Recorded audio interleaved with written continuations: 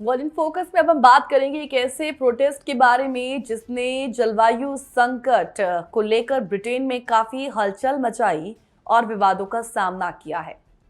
हम बात करेंगे जस्ट स्टॉप ऑयल यानी कि JSO के बारे में और ये जानेंगे कि क्यों यह आंदोलन अब खत्म हो गया है। इसके बावजूद इसके प्रभाव को क्यों नकारा नहीं जा सकता।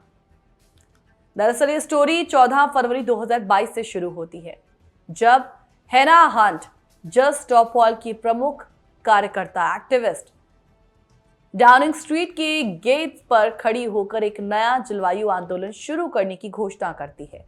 मकसद था ब्रिटिश गवर्नमेंट को यह मजबूर करना कि वो नए तेल और गैस लाइसेंस पर रोक लगाए।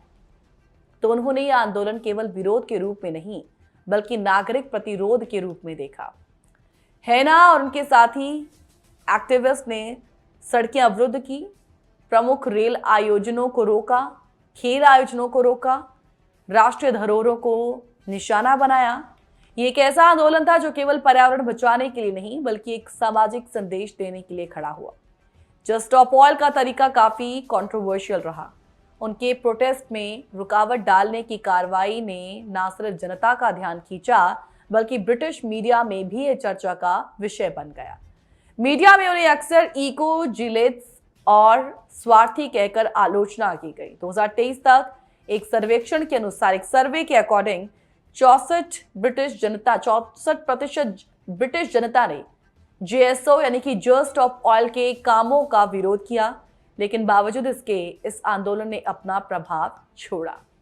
इन प्रदर्शनों ने जलवायु संकट को लगातार समाचारों में बनाए रखा, यहां तक कि वो मीडिया जो आमतौर पर पर्यावरणीय मुद्दों पर ज्यादा चर्चा नहीं करता, उसने भी JSO की कार्रवाइयों पर ध्यान दिया और यही कारण था कि उसकी इस नीति का असर देखने को मिला।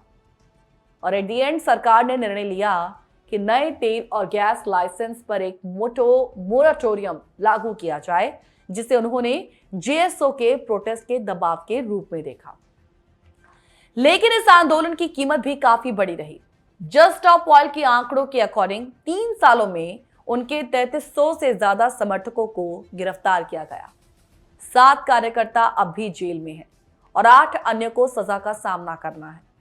इनमें से कई एक्टिविस्ट को लंबी सजा मिली है।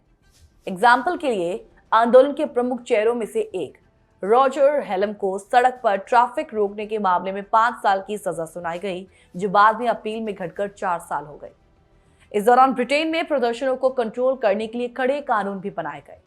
2022 में पुलिस क्राइम सेंटेंसिंग और कोर्ट्स एक्ट को पारित किया गया, जिससे पुलिस को प्रोटेस्टर्स को कंट्रोल करने के लिए और अधिक शक्तियां मिल गई। और इसके बाद 2023 में पब्लिक ऑर्डर एक्ट को लागू किया गया, जो सीधे तौर पर ऐसे आंदोलनों को निशाना बनाता है। इन कानूनों के चलते प्रोटेस्टर्स के लिए न केवल कठिनाइयां बढ़ी बल्कि उन्हें कानूनी दंड का भी सामना करना पड़ा। लेकिन इसके बावजूद कई कार्यकर्ताओं ने कहा कि उनका ये आंदोलन उनके जीवन का सबसे संतोषजनक एक्सपीरियंस था।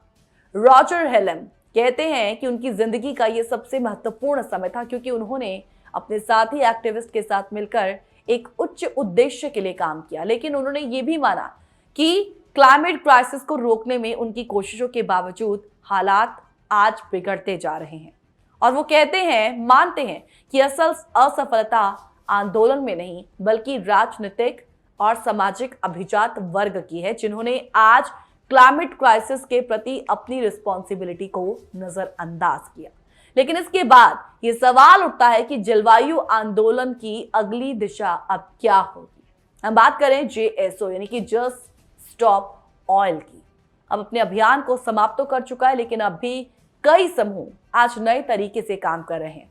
कुछ समूह अब कॉन्फिडेंशियल तरीके से प्रदूषण करने वाली कंपनियों के प्रमुखों को निशाना बना रहे हैं, जबकि कुछ समूह अब पॉल्यूशन के लिए जिम्मेदार ठहराने की बजाय कानूनी जिम्मेदारी उन पर डालने का प्रयास कर रहे हैं। कुल मिलाकर क्लाइमेट क्राइसिस के प्रति जागरूकता लगातार बढ़ रही है। हालांकि कई लोग इस संकट के प्रभाव को लेकर डरते हैं। वो अभी तक एक्टिवली इस पर कदम नहीं उठा पा रहे और यही समय है जब हमें ये सवाल उठाना चाहिए कि हम इस संकट से कैसे निपट सकते हैं। सवाल है कि क्या हम जलवायु संकट को नजरअंदाज कर सकते हैं या फिर हमें एक सशक्त और सक्रिय कदम उठाने की जरूरत है। जलवायु परिवर्तन के खिलाफ ये लड़ाई लंबी है और हम सभी को इसमें शामिल होने की जरूरत है। जस्ट स्टॉप ऑयल के खत्म होने के बाद सवाल ये है कि क्या हम और गंभीर रूप से जलवायु संकट से निपटने के लिए ठोस कदम उठाएंगे? इसका जवाब समय ही देगा।